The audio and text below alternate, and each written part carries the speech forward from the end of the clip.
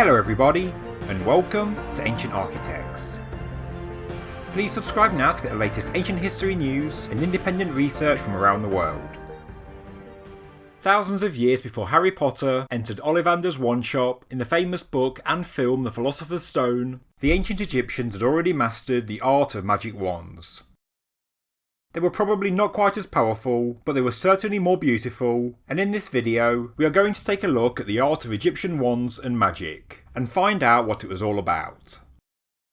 Through archaeological excavations, it is known that wands were common in the Middle Kingdom of ancient Egypt, and were often featured in burials. Although they do look more like boomerangs, or some kind of throwing weapon, all evidence says they were ceremonial, as Egyptian throwing sticks have been found to have a different shape and made of a different material. The ivory wands are carved from hippopotamus teeth and still retain the shape of a hippo's tusk-like canine. As the Egyptians knew back then, these teeth were a hippo's most powerful weapon, making them extremely dangerous to encounter. In ancient Egypt, hippos represented the god Tauret, and offerings were made in hope of placating her. In nature, the hippo was a hazard for small fishing boats and other rivercraft, and it was believed they may be encountered in the journey to the afterlife. The hippopotamus was therefore a force of nature that needed to be respected, placated, and controlled. Therefore, a wand made from the most powerful and dangerous part of a hippo made sense for an item of supernatural significance.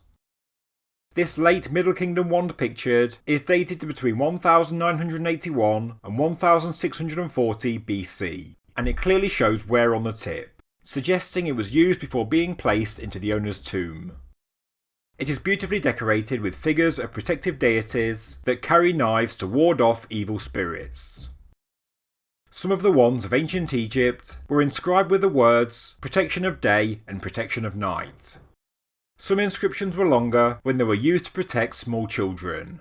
This one shown here includes the inscription, "Recitation by the many protectors. We have come that we may extend our protection around the healthy child Minotep. Alive, sound and healthy, born of noble woman Sitzebek. Alive, sound and healthy." The exact use of the wands is unknown, and of course is open to debate, but due to the iconography and words engraved onto them, they seem to have provided protection primarily during birth and in early life, when a human is most vulnerable. They were also placed in tombs to offer protection to the deceased on their rebirth. But were they just symbolic carved objects to carry around, or were they used in some kind of ritual? Why do some look so worn?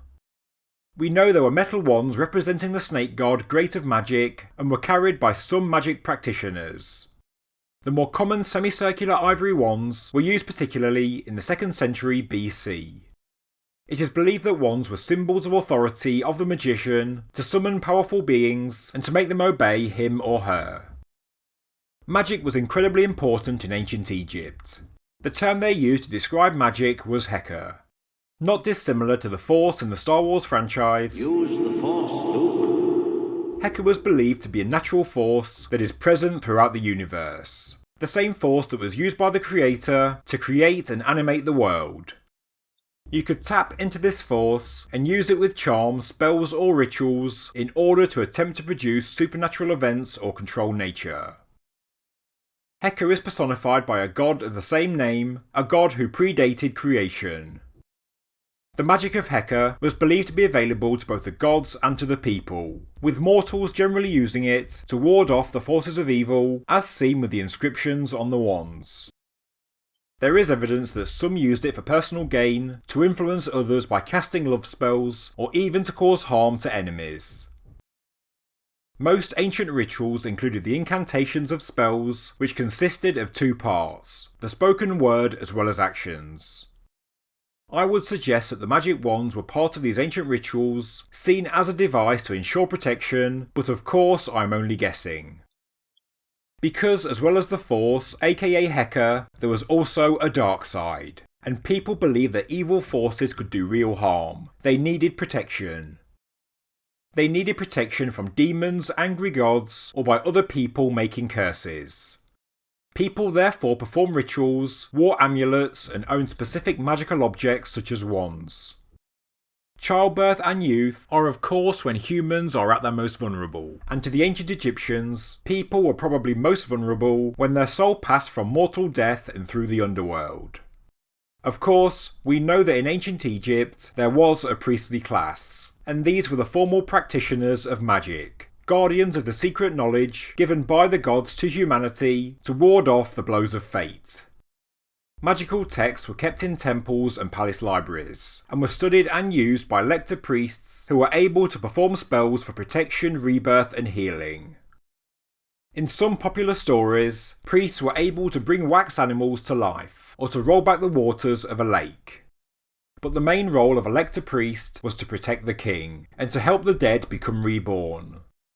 In later history, around 1000 BC, the role of the lector priest was taken over by dedicated magicians. But magic was also practiced by the common people, for example to try and heal someone when no cure was available.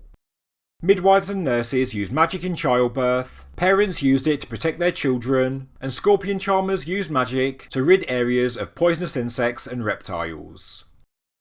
Back in 2014, it was reported that a university in Australia had deciphered an ancient Egyptian book of magic.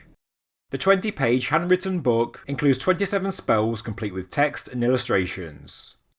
These were rituals and words of power. They include charms to make evil spirits vanish, and words and rituals for love spells. One even cures a bacterial infection known as black jaundice. The Ebers Papyrus from 1550 to 1536 BC is an ancient medical document that contains 842 remedies for illnesses and injuries, and as well as being scientific in parts, it also includes ancient magic. Magic was very much part of daily life and was probably just as important, or arguably more important, than science. To them, it was a science. Of course, only a small percentage of Egyptians were literate, so not all common people could read or have access to the magical books.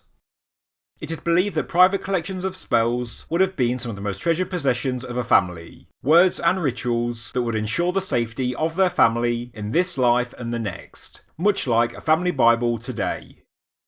You could argue that the type of magic the Egyptians performed never really stopped.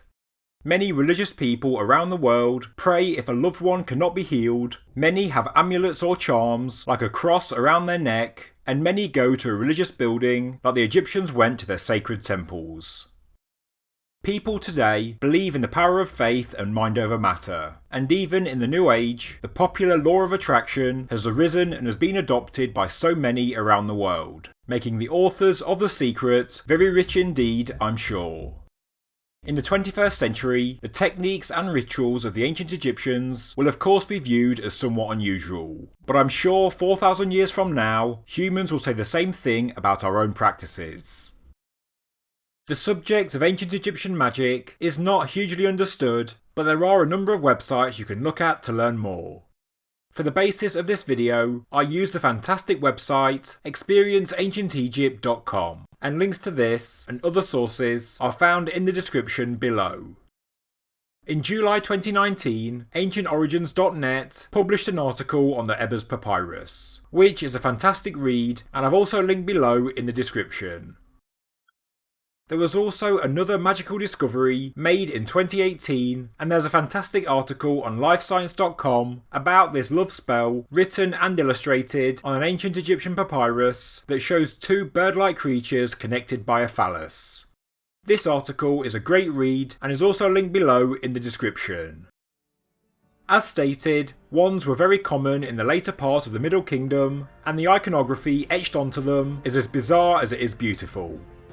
I don't think the wands were pointed at people with the words abracadabra, but I certainly think they were part of ritual magical ceremonies of the ancients, and with more and more finds from Egypt being discovered, maybe someday we'll find out exactly how they were used. Thank you very much for watching this episode of Ancient Architects. If you enjoyed the video, please subscribe to the channel, please like the video, and please leave a comment below. Thank you very much.